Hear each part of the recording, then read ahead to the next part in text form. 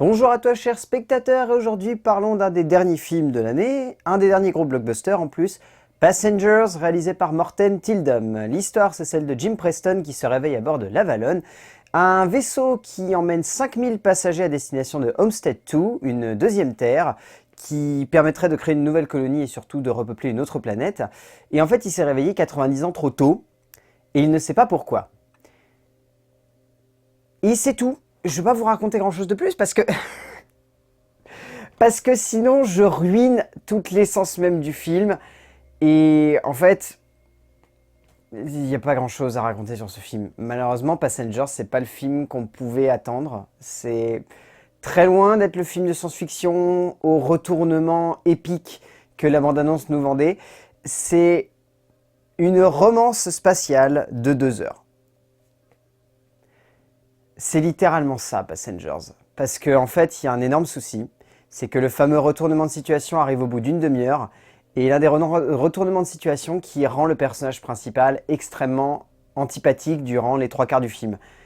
Et de là vient le problème de Passengers. On ne rentre pas dedans parce qu'on n'est pas impliqué par le récit.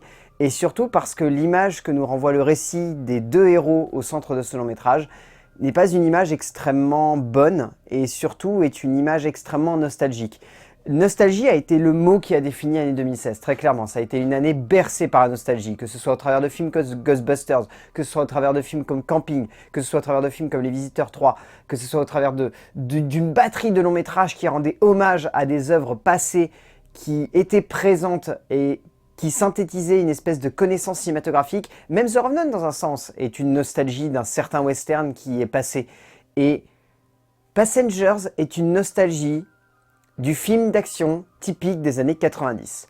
Et ça se ressent dès le scénario de Jon Spaihts, qui est d'une platitude monstrueuse. Jon Spaihts est le scénariste actuellement en marche à Hollywood qu'il faut enlever. Mais vraiment, retirez-le de cette production. Ce mec-là n'apporte rien de bon au scénario sur lequel il pose ses pattes. Jon Spaihts, c'est le scénariste qui a pondu la base qui rend le Prometheus pas bon.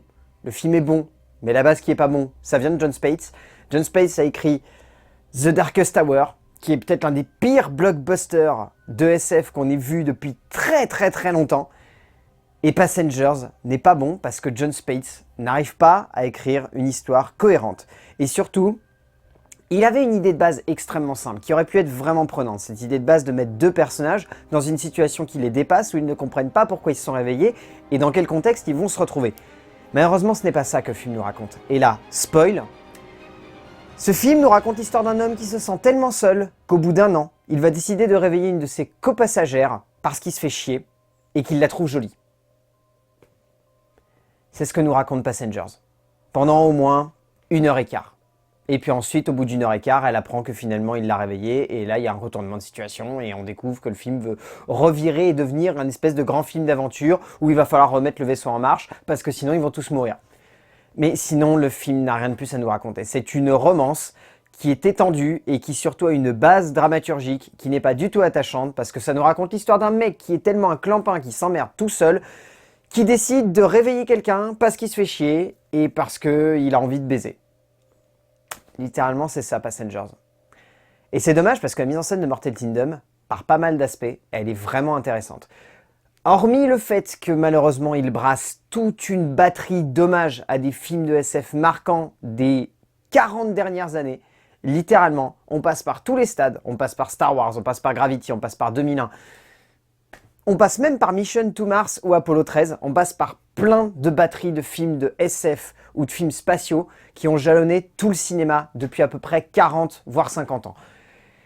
Et au-delà de ça, la mise en scène est quand même vachement intéressante. Il y a des séquences d'action qui sont bien rythmées, il y a un joli travail de montage, il y a une très jolie composition de la mise en scène. Morten Tyldum, il a l'avantage de vouloir beaucoup se servir du mouvement de la caméra comme impactant et surtout d'utiliser la stabilité de la caméra comme élément d'intensité dramatique. C'est-à-dire que la quasi-totalité du film est filmée sur des travelling ou sur des pieds.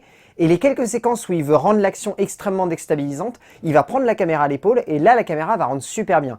Et il y a plein de petits trucs comme ça qui sont vraiment intéressants et qui jalonnent tout l'ensemble dramaturgique que Morten Tyldum met en place. Malheureusement, il n'arrive pas à servir l'histoire, parce qu'il ne sait pas dans quelle direction emmener le spectateur au niveau de l'émotion qu'il veut créer et du lien qu'il veut amener entre le spectateur et ces deux personnages. Même si très clairement, faut pas se voiler la face, il y a un énorme souci dans ce long métrage, c'est que le film est extrêmement machiste. Et moi j'ai eu des relents de Demolition Man clairement dans ce long métrage. De voir un personnage masculin extrêmement puissant et élevé comme mal alpha, et de voir une petite femme fragile qui va tout remettre en cause. J'ai eu l'impression de voir Sylvester Stallone et Sandra Bullock, l'un face à l'autre, et Sandra Bullock être Jennifer Lawrence et être la potiche de service qui boude dans son coin et qui râle. Voilà, c'est extrêmement déstabilisant. Cette nostalgie-là ne fonctionne pas, hein, très clairement. Cette nostalgie-là ne fonctionne pas. La musique de Thomas Newman, rapidement, je la trouve assez marquante parce qu'elle arrive à capter quelque chose d'extrêmement spatial de l'ordre de l'opéra. Et il y a pas mal de thèmes musicaux, même si ça rappelle quand même beaucoup les compositions de Skyfall et de Spectre aussi un petit peu. Ça rappelle un petit peu ces deux compositions, mais il y a tout de même une certaine conception de la musique qui rend l'ensemble assez cohérent et vraiment en adéquation avec l'ambiance du long métrage. Mais si le film on le retient, c'est tout de même parce que arriver à porter un film comme ça à bout de bras, faut le faire. Et Chris Pratt et Jennifer Lawrence, ils arrivent à faire ça.